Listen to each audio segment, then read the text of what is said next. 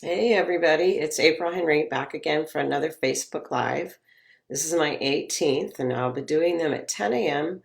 Pacific Standard Time every weekday until I run out of stuff to talk about. Um, Today's t-shirt is the Nevertheless She Persisted, which is something that Mitch McConnell said to Elizabeth Warren.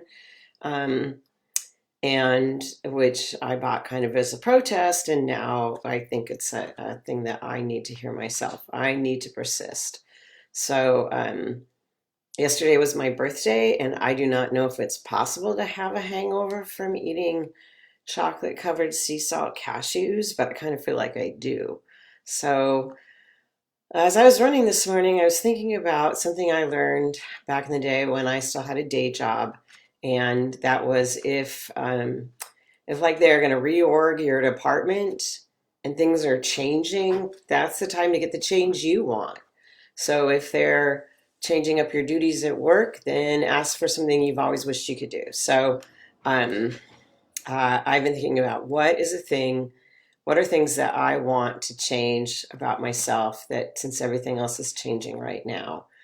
And I'm still thinking about that. One of the things I'm going to do today, and so I'm wearing a bag glove, is I have what they call a bob in the basement. It's like this figure of a man from the waist up, and he doesn't have any arms, and he's made of rubber, and you can punch him.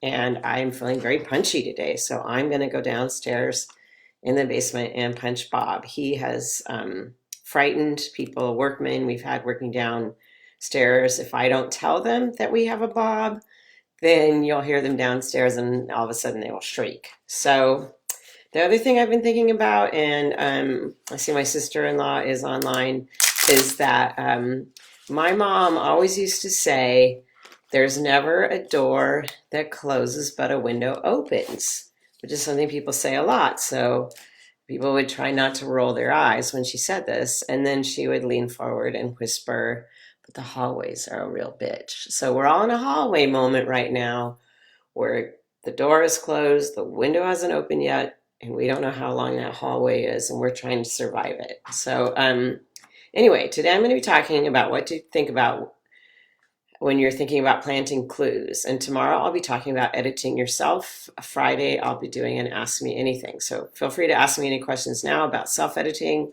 or about something you want me to get to later. So when you're writing a mystery, you should have clues. And you should have enough clues that the reader could possibly solve the mystery.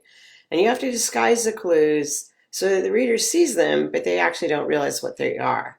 If you do it right at the end, the reader is still surprised.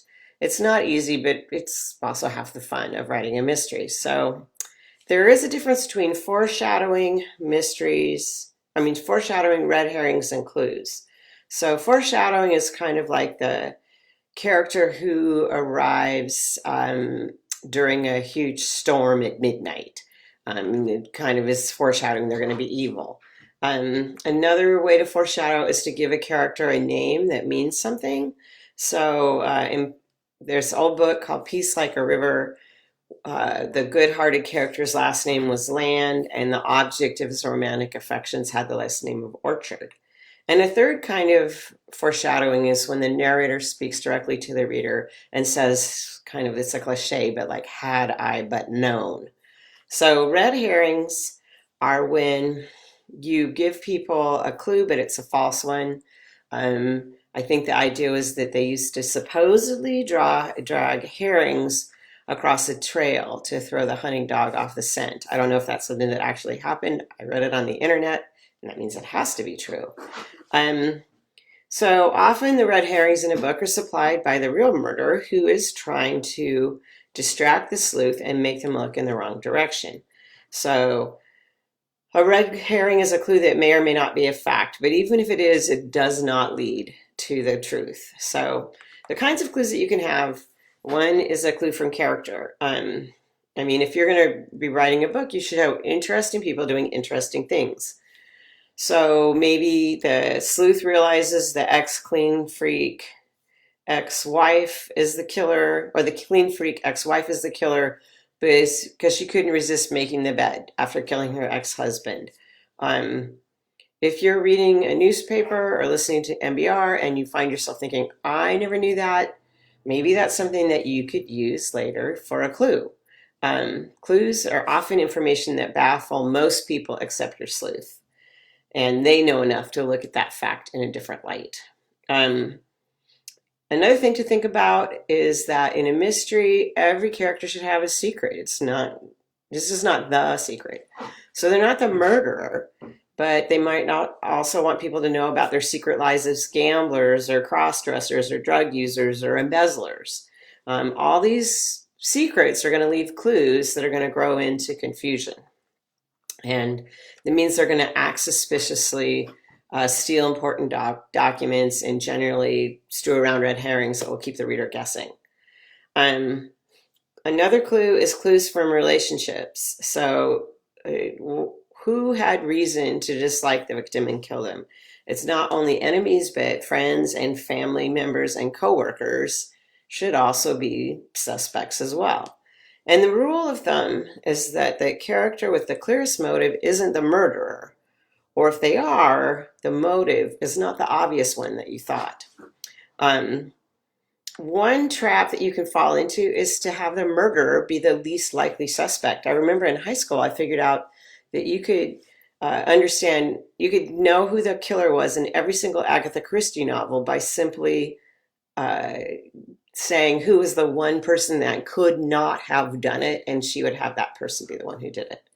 So another kind of clue are clues from the body. I mean, it can range from a strand of hair that is the wrong color, like the brown hair when the victim was blonde, or clues that don't take on any meaning at first. Like, my understanding is that people who wear glasses and commit suicide will almost always take their glasses off before they jump off a bridge. So maybe your clue would be that the person is found still wearing their glasses.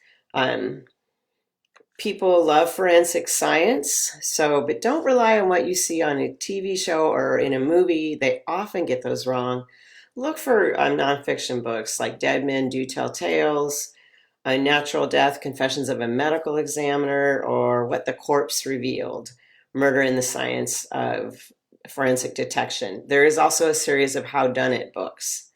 Another kind of clue are clues at the scene. It can be gruesome, like blood spatters, or kind of innocuous, like a Starbucks cup with a fingerprint on it.